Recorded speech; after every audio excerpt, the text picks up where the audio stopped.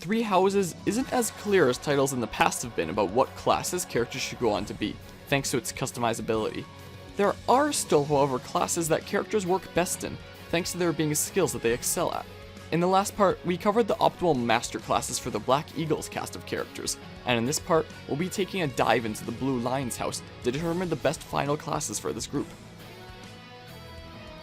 Starting things off with Dedu, Dimitri's retainer who can't be recruited into the other houses. His skills lie in lances, axes, brawling, and armor.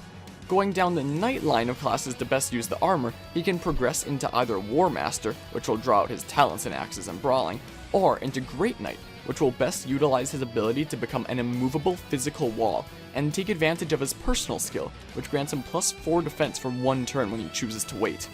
War Master if you prefer to focus on his offensive ability, Great Knight if you want to focus on his defensive ability.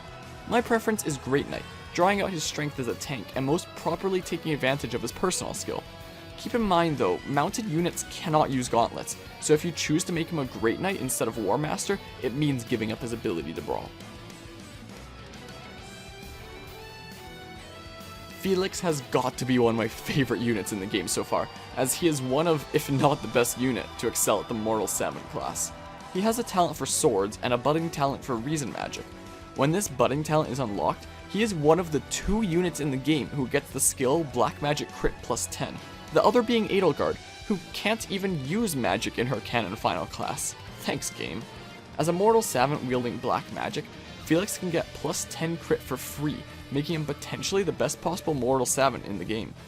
Alternatively, since he excels at both sword and magic, you could choose to make him your Dancer class, which is equally as effective as it is hilarious. Ashe can be a tricky one, but I personally feel like he works best as a Bow Knight. He's already adept at bows, and Bow Knight allows him to take on one of the strongest builds I've come up with for this game, which we'll cover in build guides. Not much to say here, he's good at bows, give him one, and stay tuned for future guides on how to use that to potentially break him. Sylvain, interestingly enough, is actually best suited as a Dark Knight. Dark Knight requires lance, reason, and riding. Sylvain excels at lances and riding and has a budding talent for reason.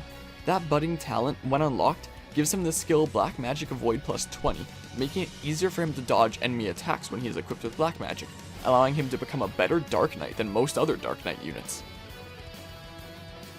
Mercedes has the potential to focus on support of White Magic, or cast foes aside with powerful Black Magic. She excels in both Reason and Faith Magic, making her a good candidate to go on to be a Grimoire.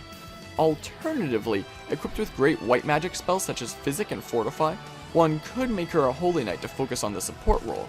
Her personal skill, Live to Serve, heals her for the same amount that she heals an ally, which fits with being a supportive Holy Knight who heals the team, or an offensive Grimoire who can additionally spend a turn to heal 2 units, herself and another.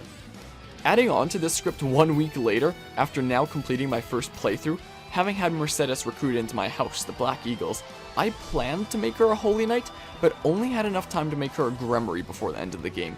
But I must say, she actually works incredible as one. She is one of 2 units that gains access to Fortify, the other being Flame, which is white magic that heals all allies within its range. Grimoire gives you double the uses of all magic, giving her 4 total uses of Fortify per battle.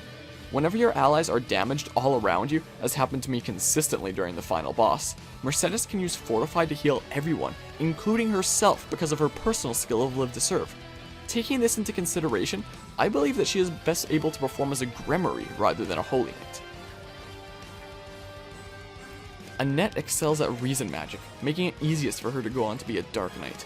Additionally, she is the only unit in the game whose personal skill is a rally skill, who also gets 3 additional rally skills by raising authority, making it possible for her to have 4 rally skills. With the high movement offered by Dark Knight, she's able to zoom to where she needs to be to rally your forces, and dish out some hefty attacks herself. Ingrid has the skills to go on to become a Falcon Knight, excelling in all 3 aspects of what the class needs. With her personal skill giving her additional power and hit rate with gambits, being a flyer, she can position herself to use battalions and take out troublesome enemies. Demitri eventually gets a class of his own later on, which I won't go into detail on. But if you want to train him in the fields that his Canon class will focus on, then trade Sword, Lance, and Authority. That's all of the Blue Lions characters covered. I hope I was able to help you determine what your final Blue Lions classes should be. If you have any questions about any of this, feel free to leave a comment or stop by my Twitch or Discord to ask me directly.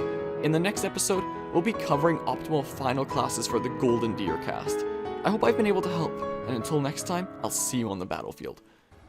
Why is her hair all weird? Oh no, I skipped it! I wanted to zoom in here! What the? Hold on. You okay? Oh, it's back to normal now!